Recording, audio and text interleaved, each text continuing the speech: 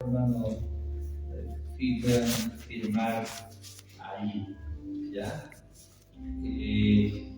Mientras nuestros hermanos van llegando, hermanos, yo tengo aquí algunas Biblias especiales que les vamos a mostrar, ¿no? Vamos a hacer la temática, pero yo tengo esta Biblia, ¿ya? Esta es solo el Nuevo Testamento, ¿ya? Así que mientras llegan los demás vamos a estar haciendo esta introducción, pero este es en el idioma original, ¿ya? Este es el griego, ¿ya? Entonces, es así. El griego no ha cambiado casi nada.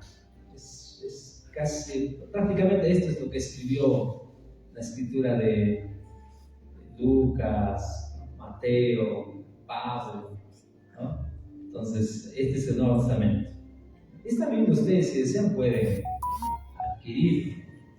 Esto creo que hay en Caña Moquegua hay una librería cristiana, adventista creo. Parece que hay allá, ¿ya? Entonces, esta es la Biblia griega, ¿ya? Y tengo el Antiguo Testamento acá, ¿no? Esta es la Biblia hebrea, ¿no? Aquí, ¿no? Entonces, esto sí ha cambiado, porque esta escritura ya es el hebreo moderno, ¿ya? O la escritura cuadrada, ¿ya? Porque la escritura en el que escribió Moisés es lo que hemos mostrado ayer. ¿Se acuerdan en la primera imagen? ¿No? Parecían ahí figuras, dibujos, ¿no? Entonces, pero este es el hebreo actual, ¿no? Pero esta es la escritura original del hebreo. Entonces voy a pasar para que ustedes le den una chequeada, ¿ya? Ahí, este lado, ahí, de ahí, los en griego pueden tratar de mirar, este lado ahí, una línea ahí, de repente pueden dar una ojeada, ¿no? Dar una ojeada ahí, y alguien por ahí de repente lee un texto bíblico y va a ser bueno, ¿no? Va a ser bueno, ¿no? En caso de la Biblia griega es lo mismo que el español, ¿no? De izquierda a derecha. Pero en caso de la Biblia hebrea es al revés la lectura, de derecha hacia izquierda. Entonces, allí, ¿no? Entonces, ahí ustedes van viendo un poco, ¿no? ¿Cómo es que? Entonces, eso es muy necesario, hermanos, entender, porque yo tengo aquí la Biblia en español. Esta es mi Reina Valera 1960. Y casi todo el mundo usa esta Biblia, ¿no es cierto? Casi todo el mundo tiene esta Biblia porque es la más popular que tenemos en español. Entonces, a veces cuando uno abre la Biblia dice, y uno va al libro de Samuel y dice, y David danzó delante del arca, dice, ¿no? El texto ahí. Entonces, cuando uno lo ve y dice, está pues David, ¿no? David bailaba, ¿no? David bailaba. Entonces, y allí aparece una iglesia y dice, podemos danzar, ¿no? Y hay iglesias cristianas, ¿no? Vamos a danzar, dicen ellos. ¿Por qué? Porque lo están viendo directamente en el español, ¿ya? Entonces, hay que un poquito, hermanos, a veces analizar un poquito. Hoy tenemos muchas herramientas para eso en el internet. Nos ayuda para entender un poquito de cómo era el significado original, ¿ya? Hasta hoy eso del danzar, hermanos, en esa zona del Medio Oriente se practica, ¿ya? Se practica. Normalmente, dice la tradición de esa zona, cuando, digamos, una familia termina de comer y tiene un invitado, después de comer ellos empiezan a danzar. Pero no es como nosotros entendemos. Danzar en nuestra mente, ¿qué se nos viene? Se nos viene pues la morenada, la cumbia, todo lo que hay en nuestra cultura. Pero en esa zona no. Este año, un profesor mío fue allá por una expedición arqueológica a esa zona justo donde ahorita están las guerras, ¿ya? Está pasando por ahí la lista, por favor, vayan firmando, ¿ya? De la asistencia. Aquí, hermano Ariel, de repente vamos a pasar ahí. Simplemente ahora es firmar. Si ayer no vino, hay que completar los datos, ¿ya? Entonces, interesante, hermano, ¿no? Él contaba que y como fueron en una expedición arqueológica y habían visto algunas casas alrededor, de aldeanos, ¿no? De gente que como son turistas, y de pronto hice una cercanía, este profesor hablaba estos idiomas, el árabe que actualmente hablan allá, y se acercaron, y esta familia de esa zona les invitó a almorzar. Y almorzaron pues carne, ¿no? Carne asada, todo lo que hay en esa zona, ¿no? Una vez terminé de almorzar, su vino, pero no el vino fermentado, jugo de uvas, ¿no? Vamos a tomar vino. Y luego dice, el líder de la familia le dijo a este profesor mío que era pastor, ¿no? Ahora vamos a danzar, ¿no? Danzar. Entonces él estaba preocupado, dice, ¿qué hago? ¿No? Voy a tener que danzar. Él en su mente latina está pensando en nuestra cultura, pero no. Todos los varones nos pusimos en pie y él dijo, para que entiendan, era muy parecido a los juegos sociales. Entre varones nos hemos agarrado y hemos empezado a saltar. No había música, no había nada. Danzar. Imagínense ese pensamiento hasta ahora. Entonces, cuando el escritor bíblico habla de David, ¿no? Recuperaron el arca y de alegría, ¿qué hizo David? Danzó. Pero no es ese pensamiento como lo entendemos. Danzó, estaba solo, estaba saltando. ¿Saben? Esa palabrita danzó en el original significa literalmente como un niño que cuando recibe un regalo, ¿qué hace un niño? Salta. Grita, chilla de alegría, salta, ¿sí o no?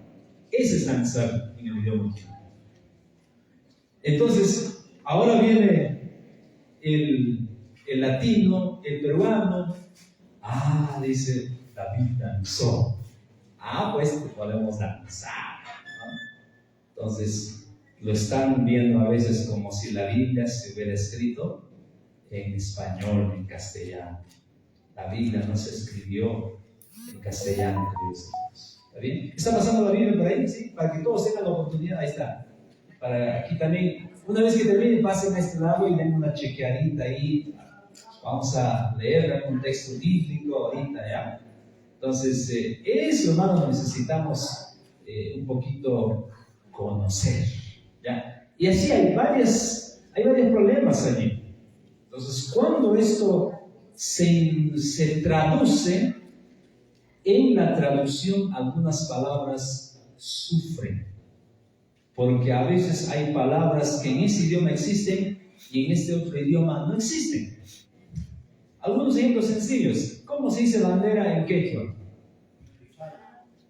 No. Puede ser, pero literalmente no hay una. O sea, un ancha ya es interpretación. Pero algo equivalente no lo hay. O sea, hay palabras que en algunos idiomas no existen. No existen. ¿Ya? Por ejemplo, ¿cómo digo computadora en quechua? Literal, a ver. ¿Cómo sería? Ahí vamos a anotar nuestra asistencia, vamos. Ahí va pasando para firmar. A ver, ¿alguien tenía?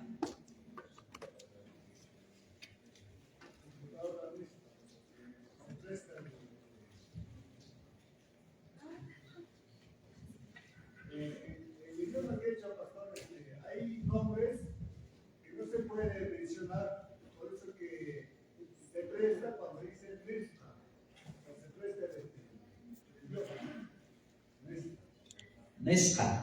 Computadora Nesta. O sea, estamos pronunciando su nombre propio, pero en quechua le dicen Nesta. O sea, Sí. Pero no es tan conocido, ¿no? No es tan conocido. Lapicero, ¿cómo se dice en quechua? Así decía mi abuelo, pero es interpretación eso. ¿Ya? Si en idiomas actuales hay esos problemas de traducción, que para traducir lo único que tiene que hacer ahora es interpretar, no hay otra cosa. Ahora imagínate un idioma tan antiguo, ¿no? Ahora pasamos a la siguiente vista. Esta es la escritura original del hebreo. Si han pasado más o menos, desde Jesús hasta ahora son 2000 años, hacia atrás, réstale 1400 años más, 3 milenios. ¿No? Hermanos, ha sido difícil, ¿no? Por eso, no te hagas mucho problema cuando un evangélico de repente te muestra y te dice, mira, aquí la Biblia dice que Jesús tomó vino, mira, aquí David danzó, mira el Salmo 150, hay que bailar. Tranquilo, no te asustes, ya no te asustes. A veces al traductor no le quedó otra, pues poner un sinónimo, no le quedó otra. Porque no hay otra, ¿no? A veces hay unas palabras que no existían, no existen, ¿no? Entonces le tocó traducir o interpretar y poner lo más cercano posible. ¿Ya? Entonces, queridos hermanos, ahí cada vez que nosotros leamos la Biblia, por esa razón necesitamos tener varias versiones. Ahora vamos a hablar de eso un poquito. Porque el hecho de tener varias versiones nos va a ayudar a comparar. ¿Ya? ¿Qué dice este traductor? Porque cada versión es un traductor y cada traductor hizo su trabajo de la mejor forma posible. Muy bien, la Biblia está pasando por ahí, ¿sí? Pueden estar leyendo, ¿no? Ahí está leyendo muy bien, ¿no? Entonces aquí está pasando la Biblia griega, también está ahí leyendo una chequeadita, ¿ya? Entonces, queridos hermanos, cada vez que leamos la Biblia, veamos ahora con esa actitud en la mente, ¿no? ¿Qué habrá querido decir el escritor en ese momento? ¿Qué habrá querido decir? Hoy, ¿qué nos tocó leer? Proverbios capítulo 9, en Reavivados por su palabra, ¿no? ¿Cuál es el tema allí, hermanos? ¿Cuál es el tema? Sabiduría, ¿no? Pero cuando Salomón escribe, ¿qué habrá querido decir? Entonces, para todo eso es necesario, por eso, hermanos, un poquito conocer, por ejemplo, la historia del autor, ¿ya? Un poquito de la biografía del autor, un poquito de la cultura donde vivía el autor, porque al conocer un poquito de la cultura, vamos a un poquito entender de cómo pensaba este autor.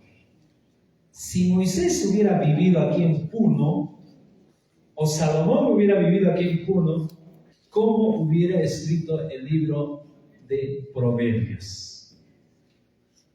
¿La cultura puneña hubiera afectado en algo? Sí, porque a todos, hermanos, de alguna manera nuestra cultura nos arrastra. Nuestras músicas de alguna manera están arraigados o enraizados con la cultura, ¿ya? Nuestros cantos de alguna manera están ahí.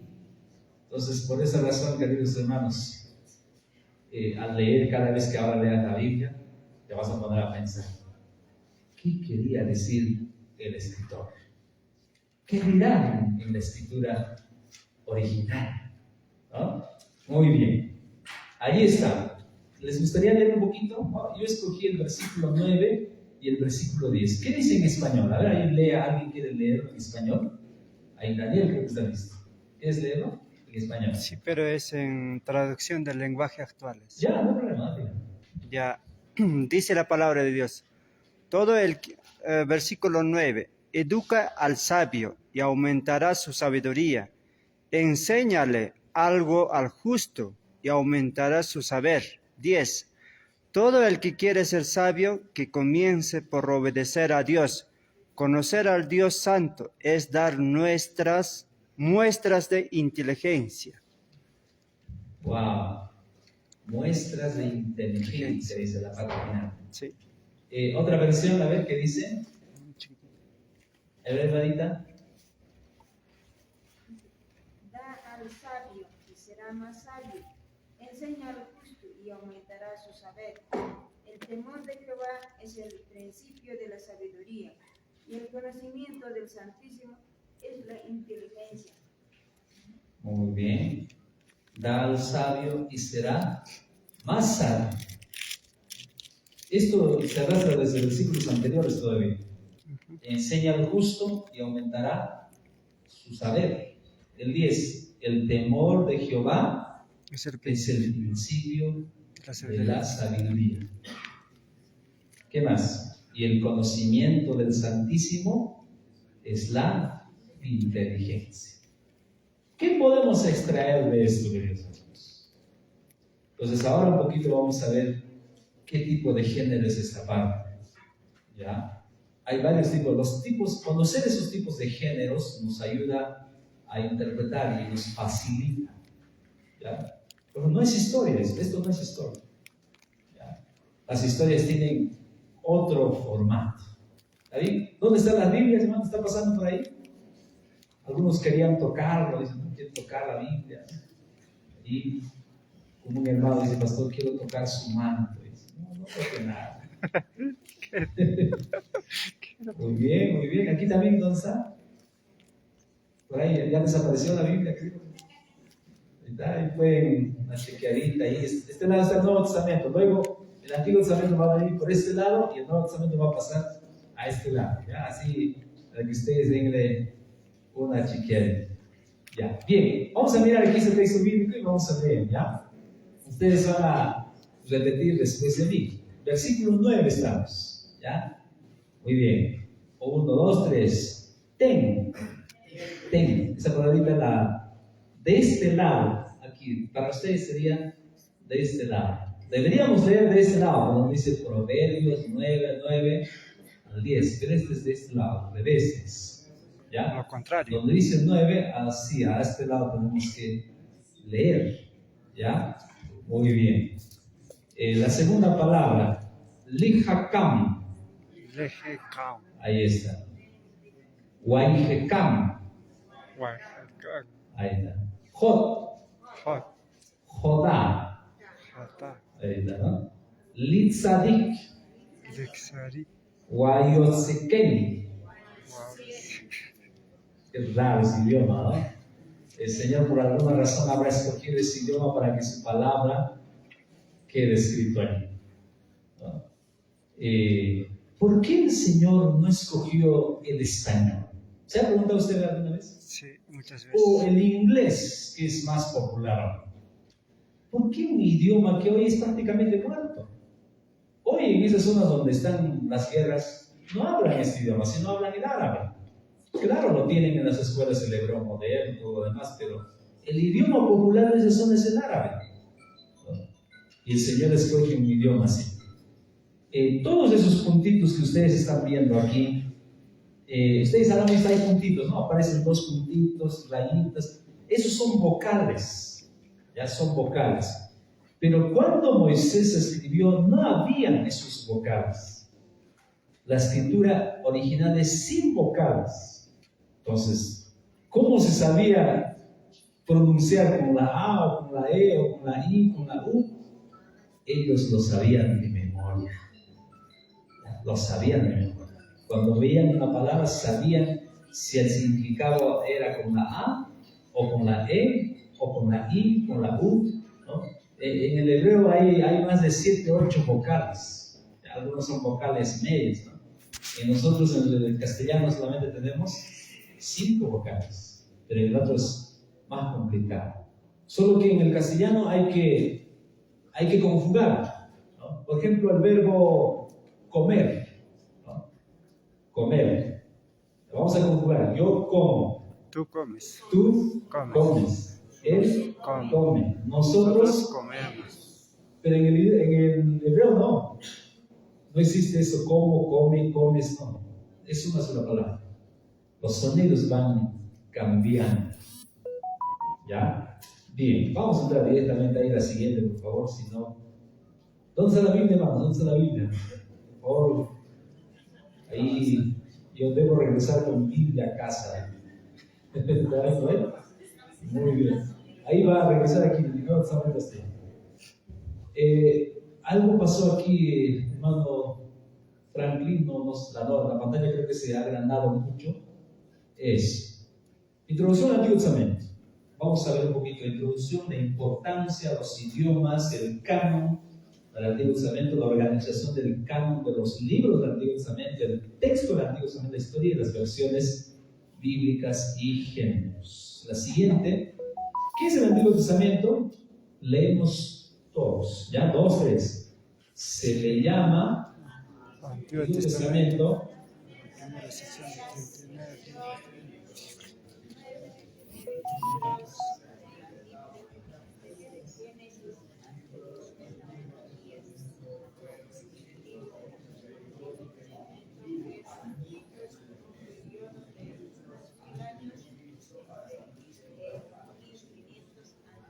¿Durante cuántos años fueron escritos más o menos? Unos 1000 años. ¿No? ¿Es poco tiempo? No. Estamos hablando de un tiempo no existía imprenta, no existía lapicero, no existía tinta, ¿no? Entonces, papel no existía. Tener los rollos que se hacían en este tiempo era de cuero, pero para hacer ese proceso, hermanos, la historia dice que era un proceso complicado, ¿no?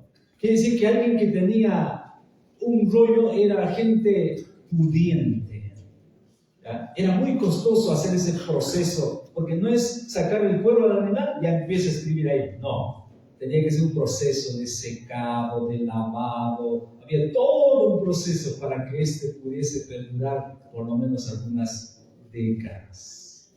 Entonces, como no había eso, algunos documentos se firmaban en piedras, otros se firmaban en tablillas de barro o en cerámica. Entonces, ¿cómo firmaron? Hermano Daniel, me vas a vender un terreno en un lote. ¿Cómo firmamos? ¿Cómo hacemos un documento? En piedra, ¿no? Entonces ahí solo se ponían algunas palabras claves, ¿no? Tallaban las palabras. Y es más, en ese tiempo el hebreo todavía estaba en proceso, entonces era en un idioma más antiguo que es el cuneiforme, que son más o menos como parecido a los jeroglíficos egipcios. Entonces es allí donde viene. Entonces ese documento, una piedra tú tenías que guardarte, ¿no? Ese era el documento de compra-venta. Y algunas de esas piedras hoy la arqueología ha descubierto, ¿no? Y eso es el asunto, por ejemplo, de la casa de David. Este mensaje hemos predicado en Emanuel, ¿no? Cuando la alta crítica, aquellos hermanos que piensan mal o que critican toda la vida, decían, la historia de David es irreal, es una fábula, nunca existió David, decían ellos. ¿Por qué? Porque no existía ninguna evidencia arqueológica, no había.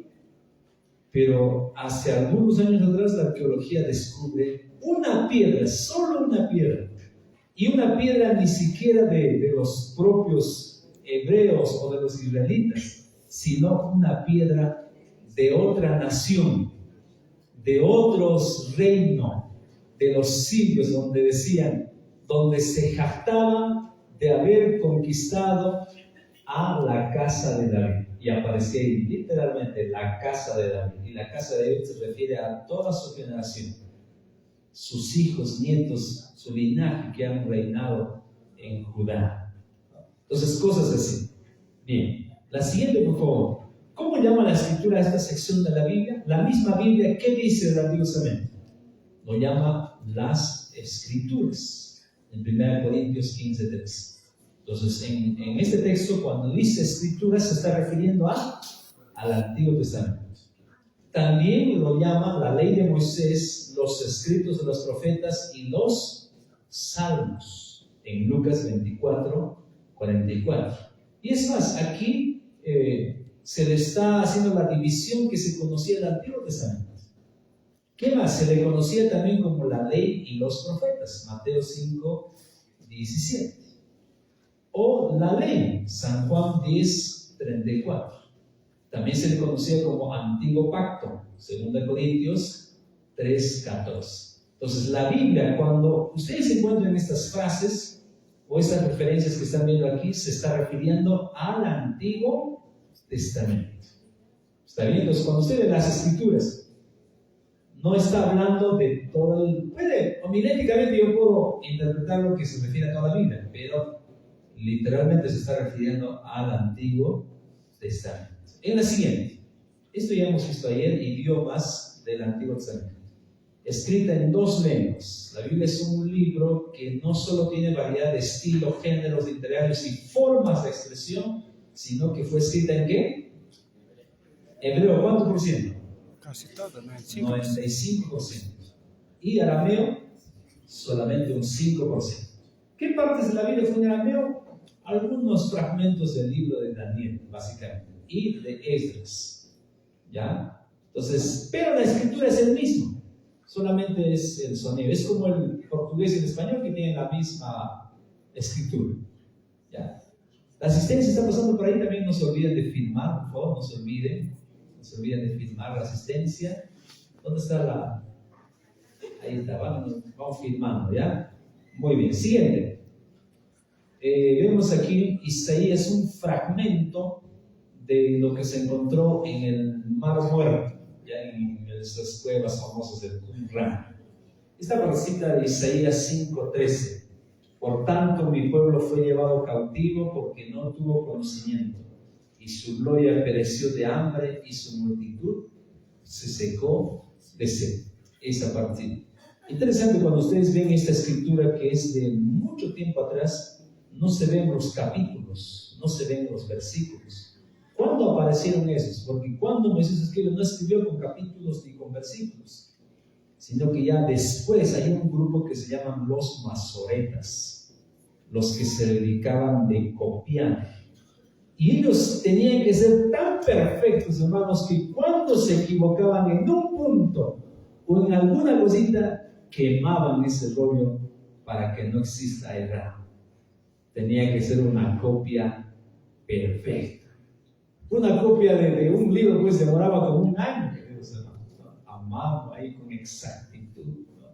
Esta es una foto de uno de los fragmentos que se ha encontrado allí en Qumran, ¿no? En estas cuevas. Y lo hermoso de esto, hermanos, es que se ha encontrado el libro de Isaías completo. Es el único libro que se encontró allí completo, la escritura original. Y hace más antes que Cristo todavía ese tiempo. Bien, la siguiente. Aquí están viendo, hay una imagen, la belleza del hebreo.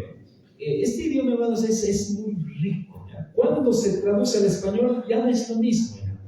Entonces, cuando uno lee en español, hay muchas palabras que cambiaron, ¿no? Que aparecieron sinónimos, entonces ya no tiene el mismo mensaje. Pero el idioma mismo en el que se escribe la Biblia tiene mucho mensaje. El gran biblista francés, mira lo que dice, ¿no? Esta lengua es ruda y vigorosa. Predominan en ella las consonantes duras y graves, los sonidos guturales, sordos, enfáticos. El hebreo tiene más pasión que armonía, más energía que gracia. Es más adecuado para lo sagrado que para la estética. Es más cultural que cultural, pero tiene también sus bellezas y no carece de solemnidad y grandeza. Es una lengua muy a propósito para clamar a voz en cuello. Isaías 58:1, ¿no? Como hicieron muchos profetas, puesto que ellos oían también rugir a Yahvé. En la siguiente, formas literarias en el Antiguo Testamento. Hay un cuadrito aquí, tal vez podamos achicarlo ahí para que se note. Algunas formas. Primero, narraciones, especialmente usadas por los primeros profetas. Narraciones son generalmente las historias, ¿ya? Hay un ejemplo, por ejemplo, 1 Samuel 9:1 hasta el 10:16, narraciones. Luego tenemos otro tipo de narración, dos que dicen narraciones autobiográficas. ¿Como de quién, por ejemplo? Isaías, ¿ya? O sea, una narración autobiográfica cuenta de él mismo, pero es una historia de él, ¿ya? Luego tenemos sermones, Jeremías 7, Ezequiel 20, y hay muchos ejemplos más. Sermones. Otra forma literaria, visiones, ¿ya? Visión es un estado de éxtasis en que el profeta entra y el Señor comunica algo ahí. El profeta puede que no esté consciente, puede parecer que se haya desmayado. Luego vemos arengas de castigo, ¿ya? Advertencias, oraciones y confesiones, cánticos de triunfo y de lamentos. También se aparecen o se ven cartas, Jeremías 28, ¿no? Hay cartas que quedaron registradas. Himnos, Isaías 42, 10 al 13. Hay un himno, hermano Daniel. ¿Cuántos son del coro aquí, hermanos? La nota no hay, la letra está ahí de sí. Si podemos ponerlo la nota sería bonito, ¿no? Ahí está un himno, ¿no? Alegorías y parábolas, también hay alegorías y parábolas, porque ahí hemos hablado. Dichos, proverbios. Interesante que los proverbios, por ejemplo, hermanos, muchos de esos dichos eran dichos que se manejaban en ese tiempo y el autor ahora los toma, algunos que son realmente que valen la pena, los toma y quedó escrito él. Estos son formas literarias del Antiguo Testamento. Pues todas ellas. Una parte que tú estés leyendo, habría que ver, ¿qué es? ¿Es una carta? ¿Es un cántico? ¿Es una oración? ¿Es una advertencia? ¿Es un sermón? ¿Es una narración autobiográfica? ¿Qué será? A ver, ¿alguien quiere poner un ejemplo de algún capítulo del Antiguo Testamento? Menciona algún capítulo del Antiguo Testamento. Vamos a tratar de identificar. Jueces y Salmos. Entonces, primero tenemos que ver en qué parte se ubica ese libro. Salmos, por ejemplo, es de los libros poéticos, ¿verdad? Y Jueces es de los libros. ¿Qué libros son? ¿Qué tipo de libros Jueces? Históricos. ¿Está bien? ¿Sí? Entonces, quiere decir que en Salmos no hay narraciones. No hay narraciones autobiográficas. ¿Qué va a haber en Salmos? ¿Visiones? No hay. ¿Arengas de castigo? No hay arengas de castigo. Puede haber en forma de poesía. ¿Advertencias? Es posible. Es posible. ¿Oraciones y confesiones? Sí las hay. Salmo 51, por ejemplo. La confesión del rey David. ¿No? Entonces, ahí vemos, ¿no? ¿Habrá cánticos de triunfo y de lamento? Sí. ¿No? Cartas, no hay cartas. No hay ninguna carta en Salmos. Himnos, hay muchos himnos en los Salmos. La mayor parte. Dichos y proverbios, un poco, porque más están en el libro de Proverbios. Ahora, en caso de Jueces, vamos a comenzar al revés. ¿Hay dichos y proverbios? No hay. Alegorías y parábolas, no hay parábolas en ese libro. Cartas, no hay ninguna carta. Porque los jueces, ahí están hablando de los jueces que gobernaron, ¿no? Sansón, Débora, Gedeón. ¿Se acuerdan qué jueces más? Antes que lleguen los reyes, ¿no? Antes que aparezca el rey Saúl, Israel se gobernaba a través de jueces. Oraciones y confesiones, es posible. ¿Arengas de castigo? Claro que sí, ahí está de Gedeón, ¿se acuerdan? ¿Se acuerdan de Gedeón? Mira ahí. Y yo voy a gritar por la espada de Jehová y de Gedeón, y todos van a tocar sus trompetas y arrojar sus cantos. Hay arengas, ¿no? Visiones, sí, es posible que haya. Sermones no hay. Narraciones autobiográficas, hay. Y narraciones netamente. Entonces, identificar el libro de la Biblia, en qué grupo se encuentra, nos puede ayudar a interpretar correctamente. Entonces, el Salmo 51, uno dice, hermanos, y esta es una historia de David, cuando David estaba haciendo esto, porque es una confesión, es una oración de parte de su vida. Bien, la siguiente. Aquí hay un ejemplo de textos bíblicos en arameo. Aquí están los textos exactamente. Esdras capítulo 4, 7 al 6, 18 está en arameo. Daniel capítulo 2, 4, 7 al 28 está en arameo. ¿Y qué se registra en Daniel capítulo 2? El sueño de Nabucodonosor. Quiere decir que esa parte, ahora, entonces Daniel no hablaba un solo idioma. ¿Cuántos hablaban? 2 o 3 por lo menos. Su idioma natal el hebreo. El idioma que aprendió en Babilonia, el arameo, porque era un lenguaje comercial, dice, en ese tiempo. Y probablemente un idioma más de los caldeos. Entonces Daniel era un hombre ya muy preparado, ¿no? Estaba ahí listo, y por eso cuando habló con Nabucodonosor, él habla en arameo, le explica en arameo, porque era el idioma que mejor entendía Nabucodonosor. Bien, las siguientes también usted dice que las versiones no oficiales de los materiales del Antiguo Testamento también se tradujeron al arameo para ayudar a los que predicaban en las sinagogas. Estas traducciones se conocen como los Targum. Esto es otro tema. Bien, pasamos a la siguiente. Aquí hay algo interesante, la Septuaginta. Esta es una de las primeras traducciones de la Biblia. Ya más o menos en la era cristiana, más o menos acercándose, miren lo que dice aquí, judíos ansiaban leer las escrituras ¿en qué?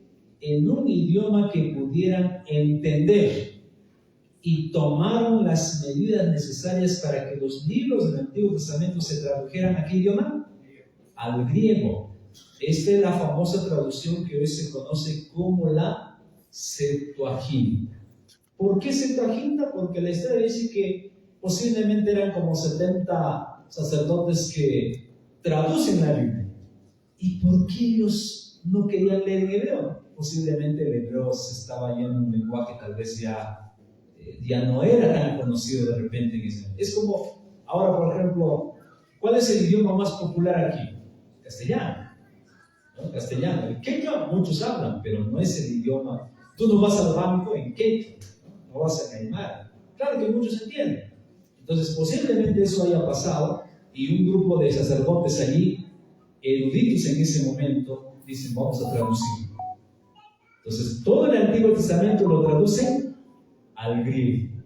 Entonces, ¿cuándo lo traducen al griego? Cuando se traduce allí algunas palabras ya sufren, se interpretan, y muchas versiones que hoy existen a veces tradujeron de la Septuaginta y no del idioma original. Entonces, se tradujo, hay un proceso, digamos, lo tradujeron del hebreo al griego, la Septuaginta, y del griego al español o al inglés o al latín.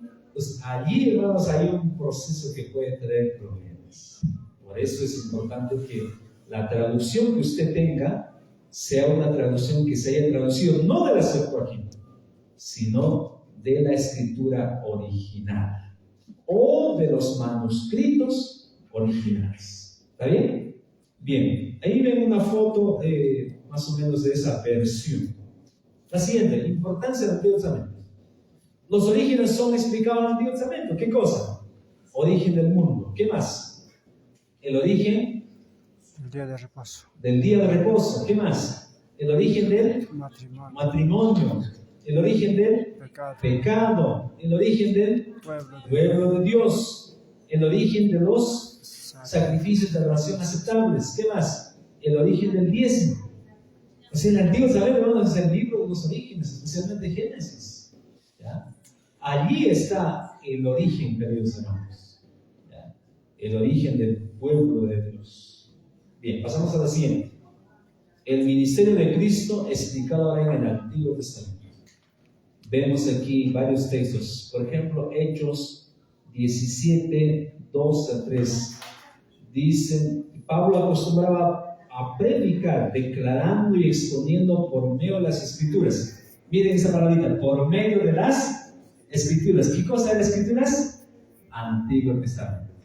Cuando dice Escrituras se está refiriendo al Antiguo Testamento. Quiere decir que en tiempos de Pablo seguramente ellos ya tenían el Antiguo Testamento. No en uno solo, sino en diferentes roles. ¿Ya? Y cuando Jesús fue al templo, ¿qué libro sacó Jesús para leer? ¿Se acuerdan? A la sinagoga, mejor dicho. Isaías. Justo el libro de Isaías, ¿no? Y Jesús sabiamente lee la profecía que señalaba al Mesías. Y allí estaba el Mesías y no lo creyeron. Y usted conoce esa historia. Ahí está Pablo, declarando y exponiendo por medio de las Escrituras, usando el Antiguo Testamento, que era necesario que el Cristo padeciese y resucitase de los muertos, y que Jesús, a quien yo os anuncio, decía, Él es el Cristo. ¿Cuál era su base para predicar eso? El Antiguo Testamento. Porque gran parte de los profetas del Antiguo Testamento dieron la profecía de la primera venida de Jesús. ¿Estamos? San Juan 8:52. El mismo Jesucristo dijo que Abraham, nuestro padre, se gozó de que había de ver mi día, y lo vio y se gozó, mencionando al Antiguo Testamento. Jesús mencionando a Abraham. San Juan 5:46, Jesucristo dijo que Moisés escribió acerca de él. Si creyeses a Moisés, ¿no?, me creerías a mí, porque de mí escribió él. Cuando dice Moisés, se está refiriendo también al Antiguo Testamento. Bien, factores en la siguiente, a tomar en cuenta para un mejor provecho del estudio del Antiguo Testamento. Primero, Dios siempre actúa en conformidad con su naturaleza y nunca obra en contra de sus atributos. Y su naturaleza es, ¿qué tipo de revelación? ¿Se acuerdan? La revelación general, la revelación natural. Si un ateo le dice, ¿dónde está Dios? ¿Dónde está Dios? A ver, vamos a dejar a un lado la Biblia, digamos. ¿Dónde está Dios? La naturaleza. Allí está, la mano creadora de Dios. Segundo, toda la historia está bajo el control soberano de Dios. Hermanos, no se preocupen, hermanos. Todos los acontecimientos que hoy vemos, las guerras, cambios políticos, el Señor tiene el control, hermanos. ¿Ya? Usted puede ser huelga, lo que sea, hermanos, Dios está al control. Por más gobernante malo o bueno que sea cristiano o no sea cristiano, está en las manos del Señor la historia de este mundo. Y eso nos demuestra todo el Antiguo Testamento. El Señor guió. Algunos imperios fueron grandes en su momento. Ya no existen más hoy, como Babilonia, por ejemplo. No existe nada, aquel muro inmenso de casi 90 metros de alto, casi 25 metros de ancho, no existe más hoy. Dios está al control. Israel era el pueblo del pacto, no el Israel de ahora, hermanos. Ojo, hermanos. Averigüen un poquito, hermanos, el Israel de ahora no es el Israel del tiempo bíblico, hermanos. Ya cambió completamente. Él es el Israel de la descendencia de Abraham. Hay una progresión en la revelación bíblica. El Señor fue mostrando progresivamente, poco a poco. Ya no es que de pronto todo vino en una sola data, no, sino que fue progresivo. Siguiente, la cita del Antiguo Testamento y el Nuevo Testamento. De 27 libros del Nuevo Testamento, solo 3 no lo citan. Es decir, de todo el Nuevo Testamento, solo en 3 libros no se cita al Antiguo Testamento. El resto, todos se citan o hay una conexión. Mateo, por ejemplo, lo cita ¿cuántas veces? Es el que más cita. 53 veces. Mateo, el escritor judío, origen judío. Entonces, conocer el origen del escritor es importante, hermanos. ¿Quién escribió Apocalipsis, por ejemplo? Juan. Origen cultural étnico, judío. Y Juan, el capítulo dice, y en el día del Señor, el Señor se me apareció. ¿Cómo lo interpretan, por ejemplo, nuestros hermanos católicos? Ah, el día del Señor es el día domingo. Aquí está. Juan, en el día del Señor. Entonces, ¿cómo puedo saber que Juan no se refería a domingo? Por su origen. Porque es imposible que un judío llame día del Señor al día domingo. El judío hasta hoy, aunque no acepta al Mesías, hasta hoy el judío va a llamar día del Señor al día sábado. Asunto solucionado. Por eso necesitamos conocer un poquito de dónde era ese autor, de dónde era Juan, de dónde era Mateo, dónde nació. En caso de Pablo, por ejemplo, él clarito dice, soy judío, pero también soy romano, soy fariseo. En varias partes él da parte de su biografía. Entonces, conocer eso nos va a ayudar a identificar en algunos puntos. ¿Estamos? La predicación de los apóstoles estuvo basada en el Antiguo Testamento. Pedro, Esteban, Felipe, Pablo, Bernabé. Las epístolas estaban basadas en argumentos del Antiguo Testamento. Por ejemplo, Hebreos. Repite todo el sistema de adoración del santuario. ¿Quién escribió el libro de Hebreos, por ejemplo? Pablo. Solo que no se sabe con exactitud si fue Pablo, no se sabe exactamente. La mayoría dicen que fue el apóstol Pablo. Es que el tema es que cuando Pablo escribe, en casi todos sus escritos él se identifica primero. ¿Ha visto? Efesios 1:1. Pablo, Siervo. apóstol, siervo de Jesucristo. Y recién comienza: a los hermanos de Éfeso, la gracia y la paz sean con ustedes. Pero cuando tú lees Hebreos 1:1, no comienza así. En el pasado Dios habló muchas maneras, muchas formas a nuestros padres por medio de la profecía. No se menciona. Entonces es un poquito complicado hoy saber quién fue exactamente el autor de Hebreos. Pero es posible que sea o algún judío que conocía muy bien el sistema de adoración del santuario. Porque allí se menciona bastante del Antiguo Testamento. La siguiente vista: los temas del Antiguo Testamento. ¿Cuáles son? Los temas del Antiguo en el Nuevo Testamento. El cruce del Mar Rojo en el Antiguo Testamento prefiguró más tarde el bautismo cristiano. Prefiguró. 1 Corintios 11. La conquista de Canaán por Josué prefiguró el reposo espiritual que los cristianos alcanzan por la fe, lo que llama Hebreos, el reposo. Hay un reposo eterno, dice Hebreos. En Gálatas 4, Pablo ilustra la doctrina de la justificación por la fe, aparte de la ley, haciendo alusión a la historia de Agar y Sara. ¿No? Interesante. Romanos, la más doctrinal, se basa en el Antiguo Testamento. Romanos usa bastante, menciona a Abraham, ¿no?, en el Antiguo Testamento. Entonces hay una relación entre ellos. Siguiente: ¿cómo se clasifican los géneros ahora? Solo hay dos tipos de géneros en el Antiguo Testamento. ¿Está? Antes, creo que nos hemos adelantado. Sí, nos hemos adelantado muchísimo.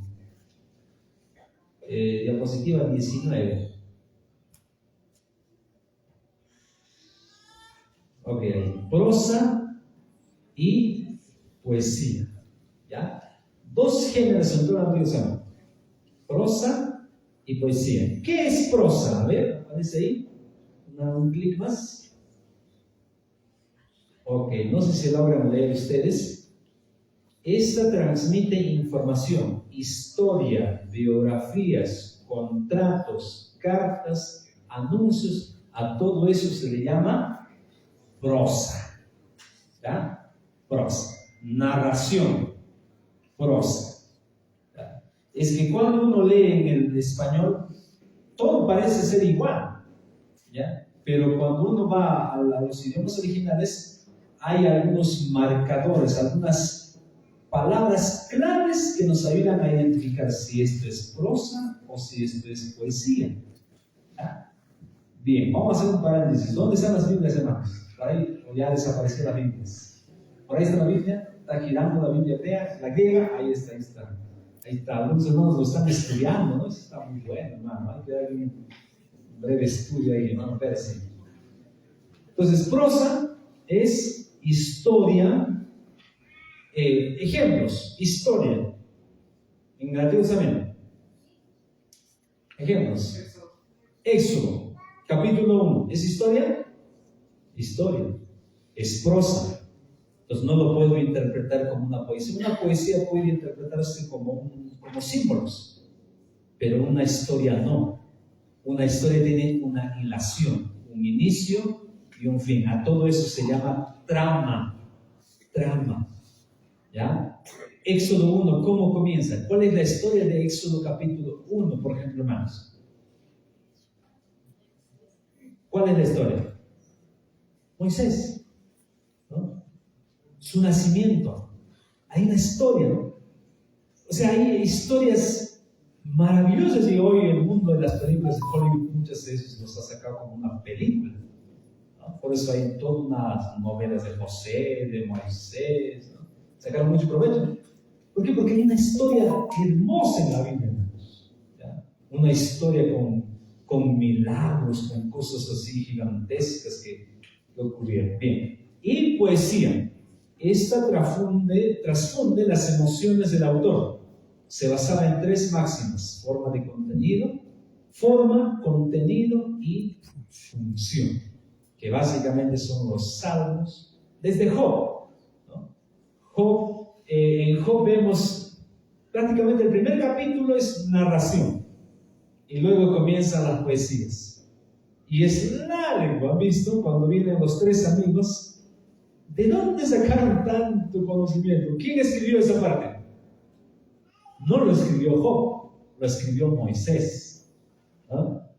Cada uno de los consejos que repiten allí. Y en el último capítulo aparece otra vez una narración. Primero pierde todo, y en el último capítulo recupera todo, y Job es feliz. ¿No? Entonces, Salmos, todo es poesía. Proverbios también. Eclesiastés también. ¿No? Y luego vienen Lamentaciones, que también son cantos, poesías. ¿No? Bien, entonces dos géneros solamente. Poesía, prosa. La siguiente, por favor. Y aquí vamos un poquito de detalle. Características. Prosa, narración. Representa el 46% del Antiguo Testamento. Casi la mitad. Narración.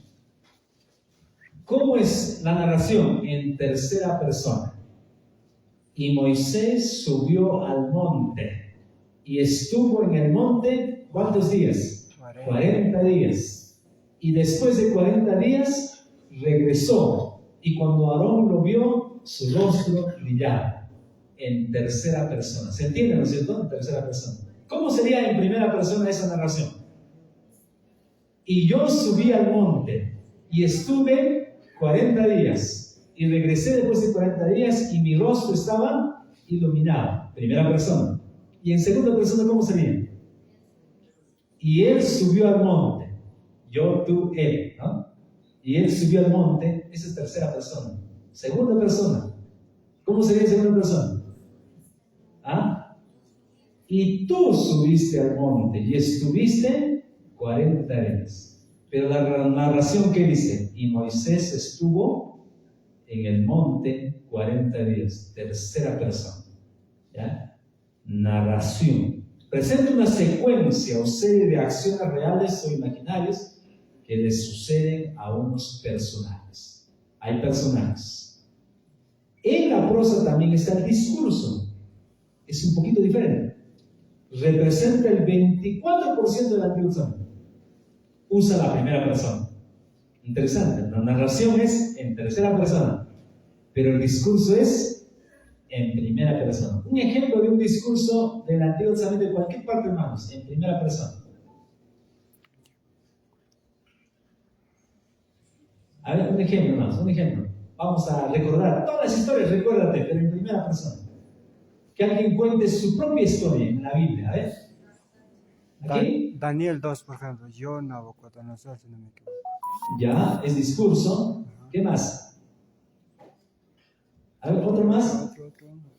Vamos a un poquito oxigenar nuestra mente del Antiguo Testamento, de todas las historias que tú conoces, a ver. ¿Quién cuenta su propia historia? ¿Ah? Como en el Nuevo Testamento, como Juan, y yo, Juan, vi la santa ciudad.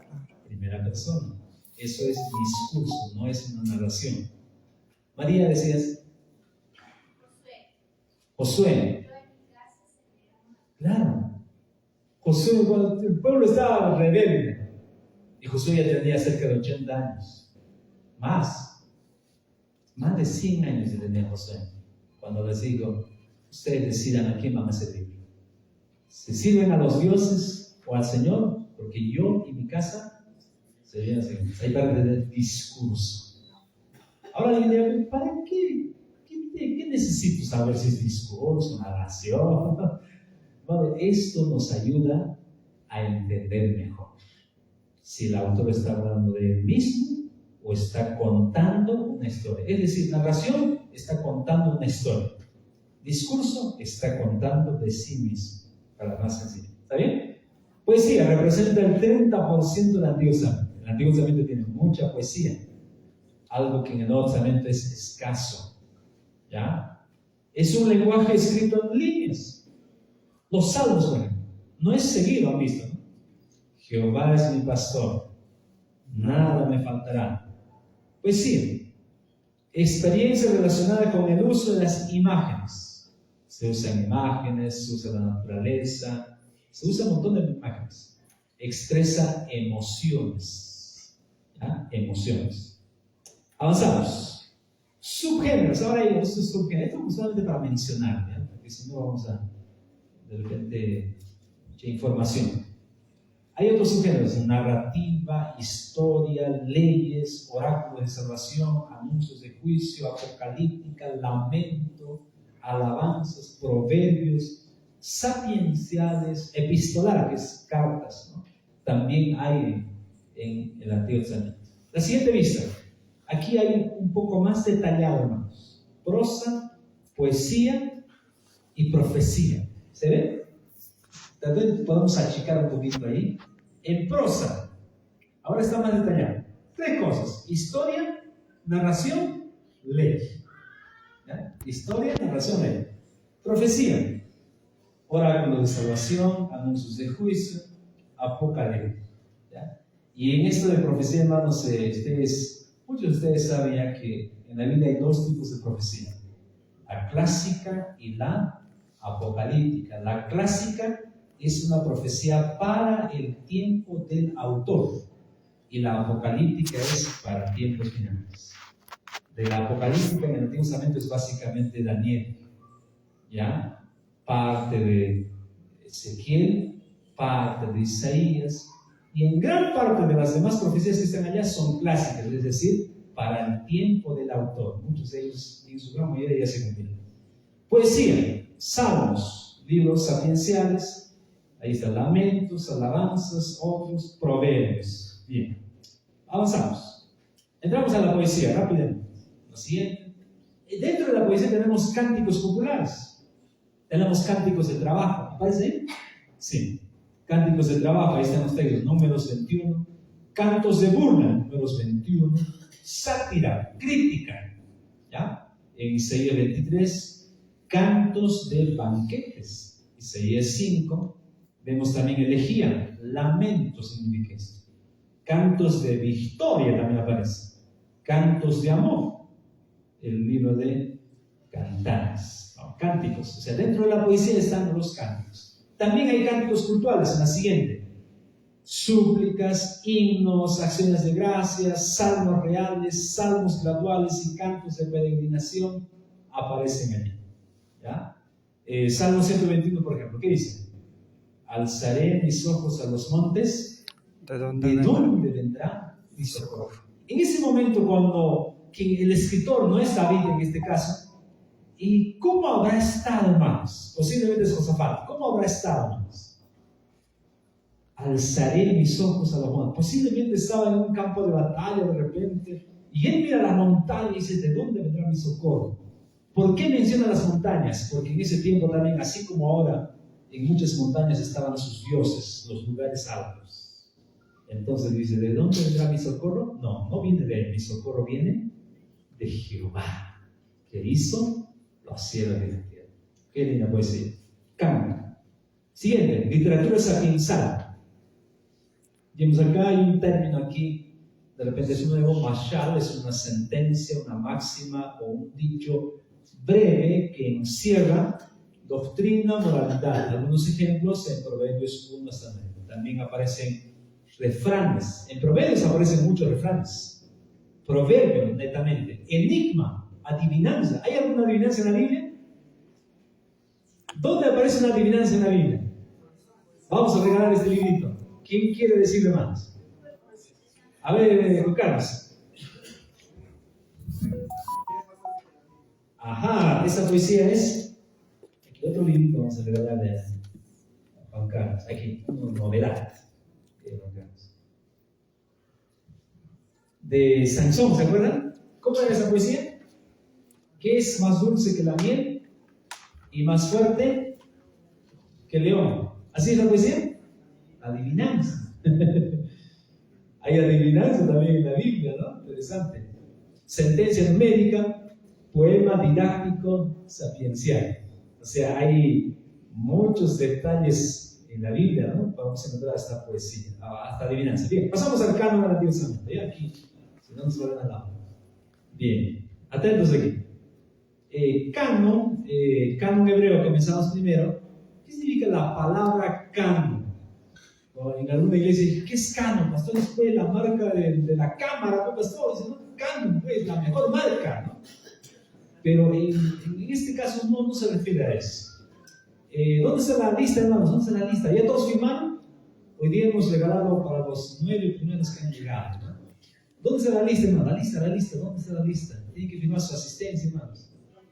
Ahí está. ¿Alguien no firmó su asistencia? Aquí, hermano, por favor, ahí todos deben firmar ahí.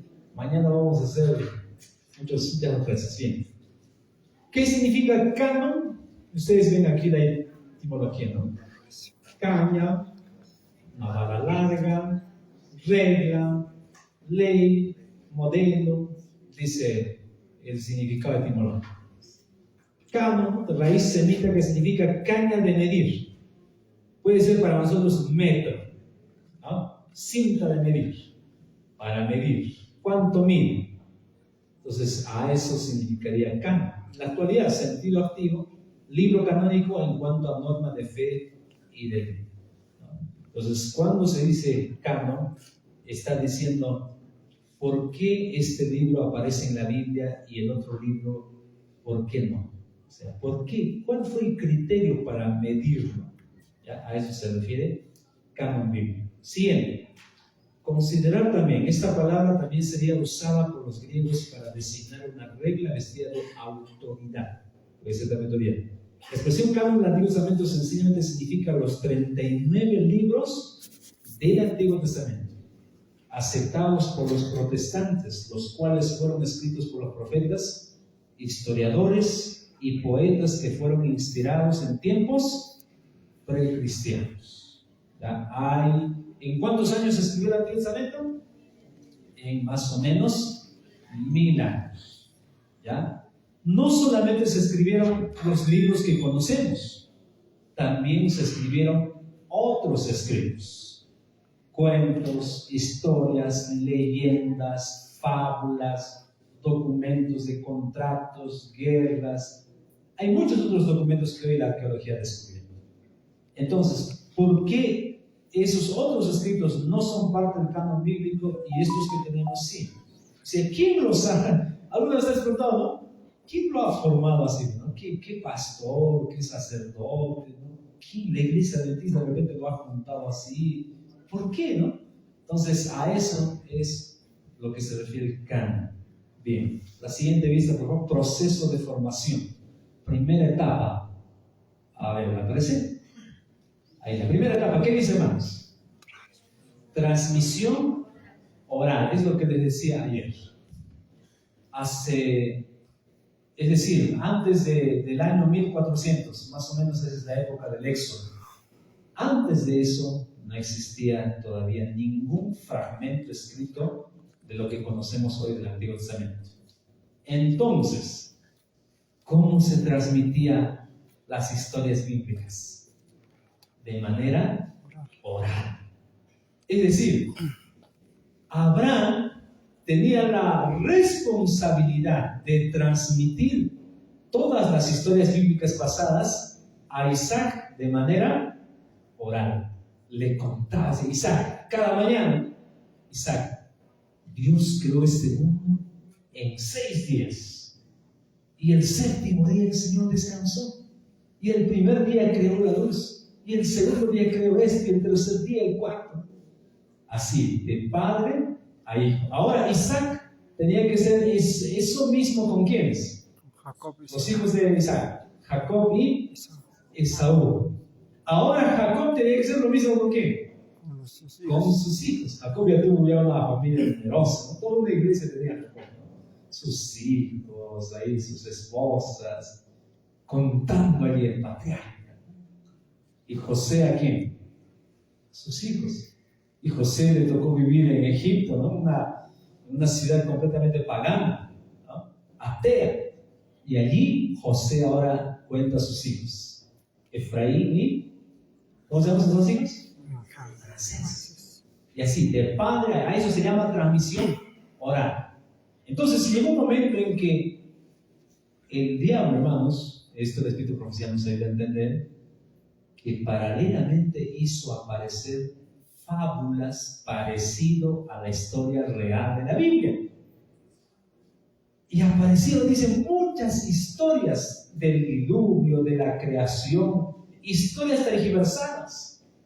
Entonces, para evitar eso, el Señor sabiamente a través del Espíritu Santo conduce para que se quede un registro, ¿ya? Y allí aparece Moisés, recibe toda esa preparación y el Señor lo dice. Y Moisés, él mismo menciona cuando le da liderazgo a Josué, ¿se acuerdan? Le da liderazgo y dice, mira Moisés, el Señor me ha llamado, mañana yo voy a morir, así que yo te encargo al pueblo, aquí están los libros, aquí está esto, le entrega. Ya Moisés, ¿no? Habiendo escribido, hermanos, en el desierto durante 40 años en su peregrinaje allí con todo el pueblo. ¿Ya? Entonces, por eso era necesario. Segunda etapa, escritura formal. Éxodo 24:3, allí está. ¿Alguien? No sé, de repente alguien puede leer. Éxodo 24:3, ¿no? Escritura formal. También está en Josué 1:8, ¿no? Jeremías 36. A ver, Éxodo 24:3, solo ese versículo. ¿Alguien quiere leer? Hermano, dale.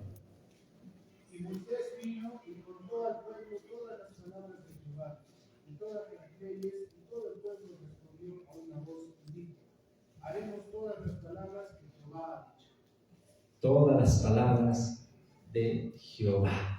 ¿Ya? Escritura formal. Tercera etapa. Colección de los documentos. Algunos sí, otros no. Algunos, como los salmos, demoraba mucho más tiempo. Números 21:14. Entonces, primera etapa, verbal, ¿no es cierto? No hay todavía la escritura. Segunda etapa, aparece la escritura antigua. Ahora empieza a escribir. Tercera etapa. En esa primera etapa estarían, pues, la escritura original de puño y letra de Moisés, por ejemplo. Pero ya en la tercera etapa ya no hay. Ahora en la tercera etapa viene un proceso de colección o recolección. Había copias, ¿no?, en ese tiempo. Y saben, hermanos, todo ese proceso fue dirigido por el Señor. El Señor cuidó de que las copias que se hacían, hermanos, sean copias fidedignas. Cuarta etapa. Evaluación y autorización como parte del canon. A eso se le llama ya canon. Ya en la cuarta etapa, cuando ya aparece así seleccionado. ¿Está bien? Vamos a entrar un poquito más. Hay más detalles. Testimonio sobre un canon ya constituido. Antes del exilio, por ejemplo, en Babilonia, la expresión libro de la ley, aludido al Pentateuco, lo que dice Josué 1. Cuando dice la ley, normalmente en el Antiguo Testamento, no necesariamente se está refiriendo a los 10 mandamientos, sino se está refiriendo al Pentateuco. ¿Ya? Entonces allí, en el tiempo de Esdras y Nehemías ya forman una escuela de copistas, podríamos llamar, ¿ya? Una escuela de masoretas. Esdras y Nehemías, hermanos, fueron hombres muy versados, hombres inteligentes que el Señor los usó poderosamente. Esdras y Nehemías retornaron al exilio, recuerden, ¿ya? Ahí está algún detalle más aquí, ¿no? Por la reverencia mostrada, el libro de la ley menciona en Nehemías 8:5. Los salmos fueron considerados también por Cristo. El libro de 2 de Macabeos 3:15, solo como información, menciona que Esdras y Nehemías tenían una biblioteca personal que contenía una buena proporción de los escritos sagrados. Ahorita vamos a entrar a ese tipo de libros. Entonces, este libro que no es canónico, Macabeos, dice que Esdras tenía una biblioteca. Una evidencia de que Esdras ya formó como una escuela, ¿ya?, de masoretas o de manuscritos de gente que se dedicaba a copiar y preservar la escritura. Más o menos, ¿en qué año regresó Esdras del exilio? ¿En qué año? Cuando el mundo era dominado por los medos y los persas. ¿Ya? Es en esa época. Y luego ya viene Grecia. Es decir, más cercano ya al tiempo de Jesús. Siguiente, entre Nehemías y Macabeos dice, la tradición de la visita de Alejandro a Jerusalén. Hay otro testimonio aquí, otro testimonio de la traducción de los 70, ¿no?, o la Septuaginta. Pasamos a la siguiente. Testimonio sobre un canon ya constituido. Seguimos con esto. desde los macabeos hasta Cristo, o sea, los macabeos, hay un libro apócrifo que ahorita vamos a mencionar, fueron un pueblo real, personajes reales que existieron en la historia. ¿Ya? Está ahí el prólogo de este libro llamado Eclesiástico, nieto de Ben Sirac, ¿no? Hace mención a las 3 divisiones del Antiguo Testamento. Interesante. Entonces, esto es para historia. ¿Ya? Durante Cristo testificó, ¿no? Ahí está el texto de Lucas 24. Después de Cristo, en el concilio de Jamnia, este es muy importante, este concilio, inicios del siglo II, allí se hace una diferencia entre los escritos sagrados y los apócrifos. Bien, ahorita vamos a ver eso. Y aquí viene algo que la alta crítica que decíamos ayer, que son gente que estudia la Biblia, pero que tienen mala intención, lo llaman los antilegómenos. Ellos dicen que Cantar de los Cantares no puede ser parte de la Biblia. ¿Por qué? Porque es un libro muy Erótico. ¿qué dice? Erótico. Ellos dicen, no, ¿cómo es posible que Cantar de los Cantares sea parte del canon? Pareciera tener razón, ¿no?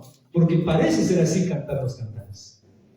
Pero depende de cuál es la presuposición que uno tiene. Si uno lo ve desde ese punto, va a encontrar otras cosas en la Biblia. Por eso ayer decíamos que para entender la Biblia uno necesita tener una actitud espiritual. Porque un ateo cuando vaya a la Biblia va a entenderlo desde el punto de vista ateo. ¿Ya? Un pagano de la misma forma. Entonces ellos dicen, no, Cantar los Cantares no. Después, ¿qué más? No están de acuerdo. Lamentaciones. Muy pesimista, dicen. Porque es que ahí todo, ¿no? Por eso el libro también se llama Lamentaciones. Lamentaciones. Bien, siguiente libro. Proverbios. No muy serio y contradictorio. Eso dicen ellos. Según ellos, este es un libro que no es serio y además es contradictorio, dicen ellos. Pero no saben lo que dicen. ¿Qué más? Ezequiel, discrepancia respecto al templo.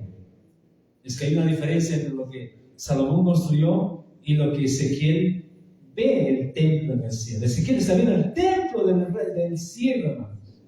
No está viendo Ezequiel el templo que construyó Salomón. El templo de Salomón es apenas una pequeña figura. Y el libro de Esther, ¿por qué? No se halla el nombre de Dios. El libro de Esther no hay nombre de Dios. Interesante en ese libro. Puedes leerlo, no existe la palabra Dios.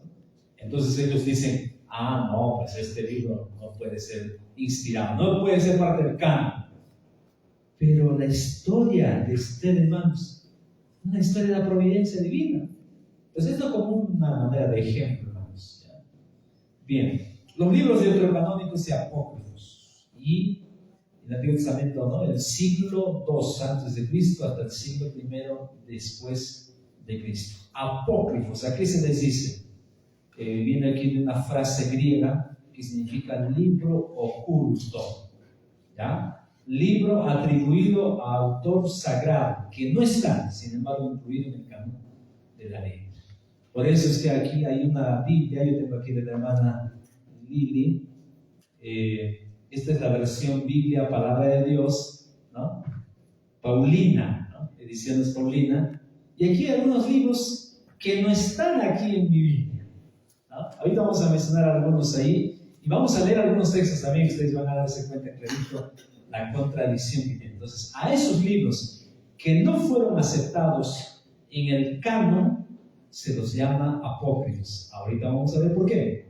Y libros deuterocanónicos, dice, escritos incluidos en el canon bíblico de la Iglesia Católica y también con algunas excepciones en el de la Ortodoxa, aunque no en el canon hebreo, fueron incorporados al canon católico por el Concilio de Trento. El Concilio de Trento. ¿Celebrado en qué año? 1546. ¿Qué año llega Cristóbal Colón al Perú? 4 de octubre. Tarea, ¿no? Pero mire, más o menos por esa época, ¿no? Su inclusión en la Biblia había sido objeto de disputas durante 12 siglos precedentes. De ahí procede el término deuterocanónico, es decir, después del canon, derivado de las palabras griegas que significan segundo canon. Los libros deuterocanónicos y apócrifos, ¿no? Miren este concilio, aquí hay un detalle interesante, año 1545. El Concilio de Trento decretó que el canon auténtico se determinaría por lo que se había incluido en la traducción al latín del Antiguo Testamento. la Vulgata, que es otra traducción, ¿ya?, de ese tiempo. ¿Estamos ahí? Ok. ¿Ya? Que hasta esa época había sido la Biblia común de la Iglesia Occidental. Se trata de la traducción que hizo San Jerónimo, de la versión griega y que se denominó Septuaginta.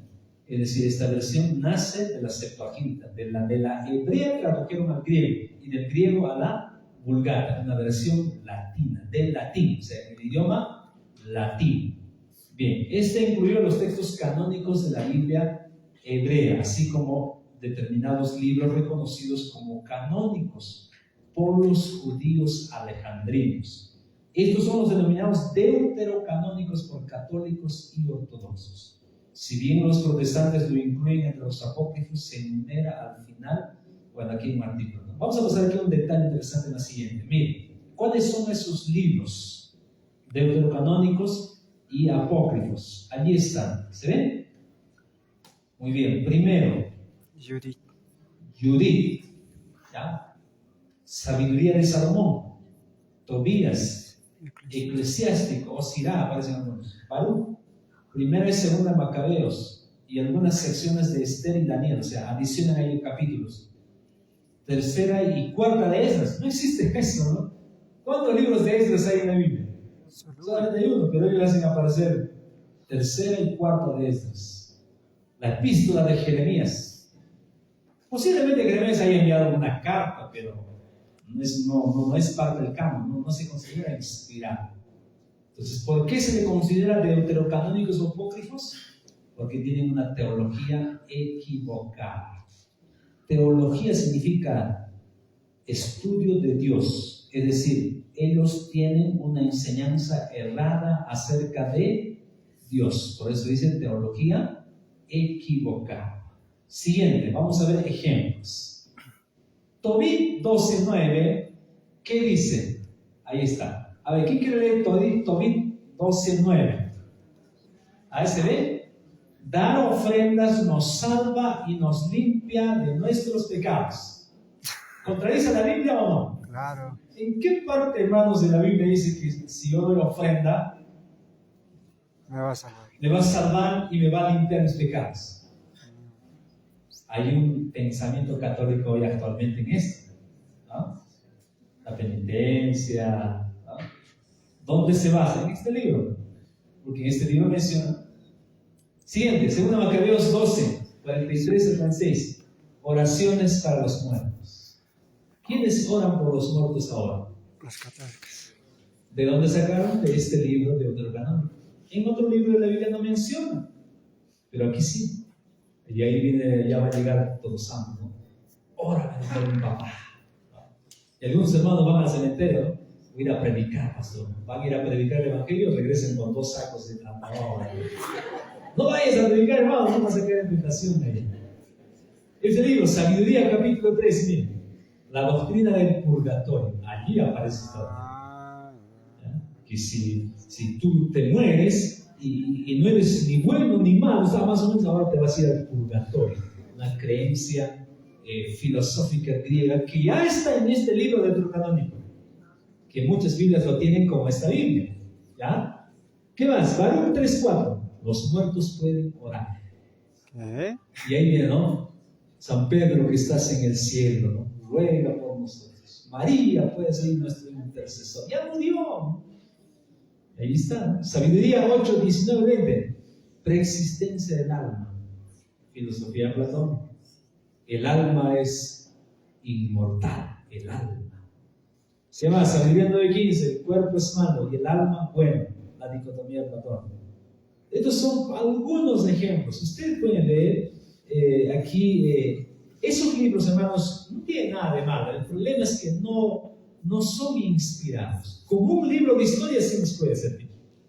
Un libro de historia porque van a relatar lo que estaba pasando en esos días.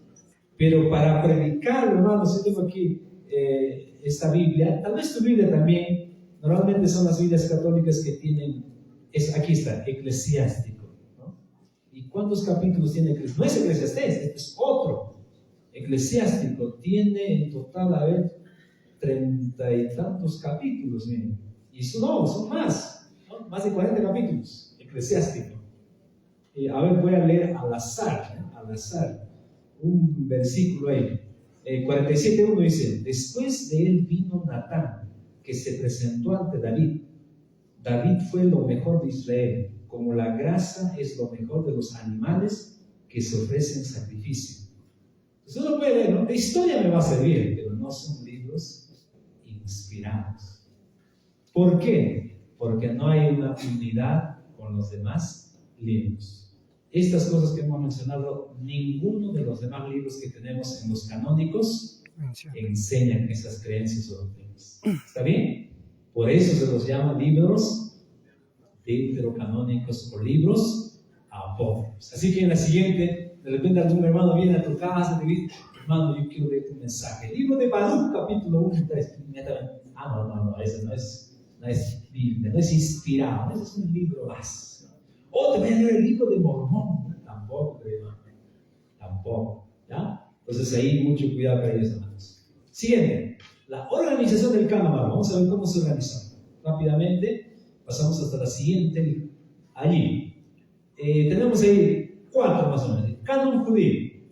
Ellos aceptan los 39 libros del Antiguo Testamento. Igual que nosotros, ¿no?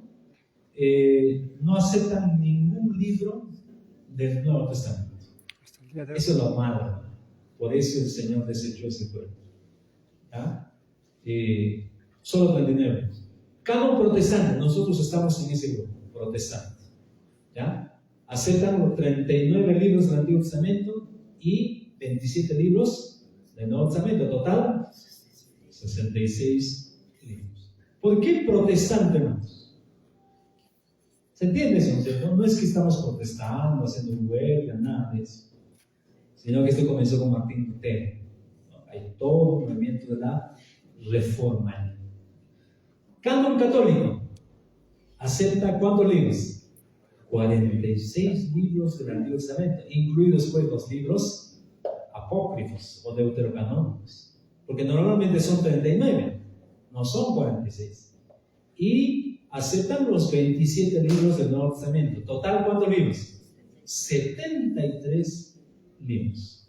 Y la ortodoxa, que es lo mismo que el católico, los mismos libros de ellos. Entonces, mire cómo ellos dicen. Es decir, la Iglesia Católica acepta estos libros deuterocanónicos como palabra de Dios. Y esa es la razón de la creencia del purgatorio, la oración por los muertos, porque está escrito en la Biblia que ellos aceptan como palabra de Dios, pero que el mundo protestante no lo acepta. ¿Por qué? Porque no hay una relación, no hay una unidad entre ellos, se contradicen, ¿no? Cuando habla de la oración por los muertos, ¿en qué otra parte de la Biblia habla de la oración por los muertos? No hay, porque cuando vemos el tema del sábado, el sábado aparece en Génesis, ¿verdad? El sábado aparece en Éxodo, el sábado aparece en Levítico, el sábado aparece en Deuteronomio, el sábado aparece en Isaías, el sábado aparece en Ezequiel, y así. ¿Se contradicen? No se contradicen. Entonces, esa es una evidencia para saber, hermanos, por qué es un libro inspirado por Dios o por qué no. ¿Se entienden? Siguiente, ya estamos terminando, hermanos. Seguimos en la organización. Siguiente, por favor, la disposición, orden de los libros del Antiguo Testamento ha sido un asunto de desarrollo histórico. ¿Ya? No necesariamente los libros están en orden cronológico, ¿ya? Algunos están un poco adelante, otros están un poco atrás. El orden de los libros era algo irrelevante en ese tiempo, sin mucha importancia en la antigüedad, ya que los libros consistían en rollos o pergaminos sueltos que no estaban compilados en forma de libros o códices, sino hasta el siglo II de la era cristiana. No es que ahí ponían, ¿no?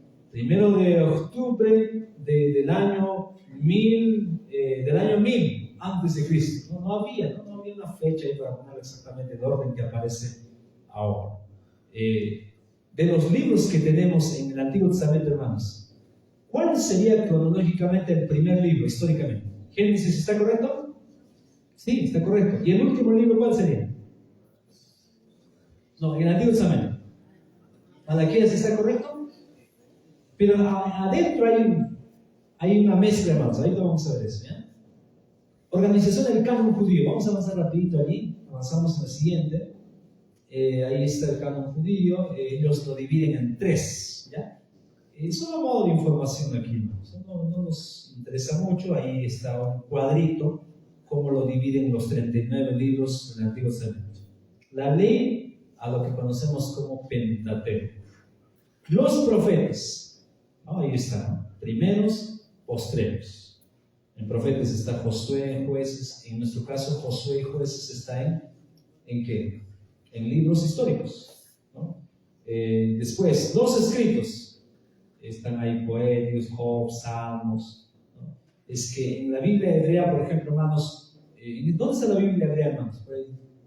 Esa es la griega. ¿La hebrea dónde está? Ahí está. En esa Biblia, hermano, no aparece Primera de Reyes, Segunda de Reyes, sino es un solo libro. ¿Ya? Después, lo que es Crónicas, por ejemplo, en nuestra Biblia es Primera Crónicas, Segunda Crónicas, pero en esa Biblia es solo uno. Un solo libro de Crónicas. Igual de Samuel, es uno solo. Por eso aquí ustedes ven en este cuadro. Avanzamos, siguiente. Concilio de Hamlet. Esto es importante, este asunto, hermanos. Hay mucha controversia con respecto a esto, pero la mayoría de las discusiones sobre el canon sugieren que los rabinos determinaron la canonicidad de los escritos del Antiguo Testamento. Jamnia, en la costa mediterránea de Palestina, tenía tanto una escuela rabínica de copistas, ¿no? O los que guardaban los manuscritos, como un tribunal de justicia durante el periodo comprendido entre los años 70 y 135 después de Cristo. La delimitación de las escrituras sagradas fue uno de los muchos asuntos que se discutieron allí. Estamos hablando del canon judío. Ahora entramos a lo que nos interesa, el canon protestante. ¿Ya? Allí estamos nosotros. ¿Ya? Siguiente, canon protestante. El canon del Antiguo Testamento protestante fue estipulado por Martín Lutero, Basel, siglo XVI.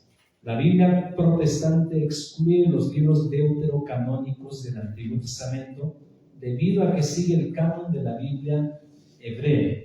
Históricamente no ha sido siempre así. La Biblia del oso tenía incluidos los deuterocanónicos. ¿Cuál es la Biblia del oso, hermanos? ¿A qué se le llama la Biblia del oso?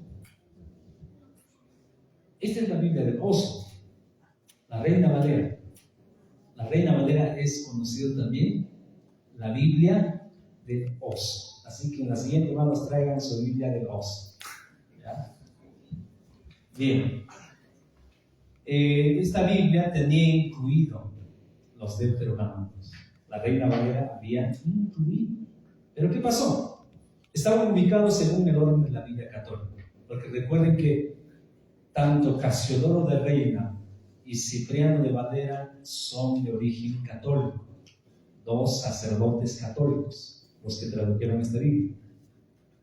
Pero tuvieron la mejor intención. Entonces, en su sana intención, dijeron, bueno, pues estos libros también los vamos a incluir. Y ellos no se basaron en la Septuaginta ni la Vulgata, sino que fueron a la escritura original. ¿Ya? Y estaban ubicados. En la Biblia del Cántaro se pusieron los deuterocanónicos en una sección aparte entre el Antiguo y el Nuevo Testamento. Fue a partir de las revisiones hechas por la Sociedad Bíblica en 1862 donde se eliminaron de la Reina Valera esos libros. ¿Qué año? 1862. Por eso es que hoy ya no está, porque los fideicomisarios de las sociedades bíblicas de la Biblia de la Reina Valera dijeron, no está correcto.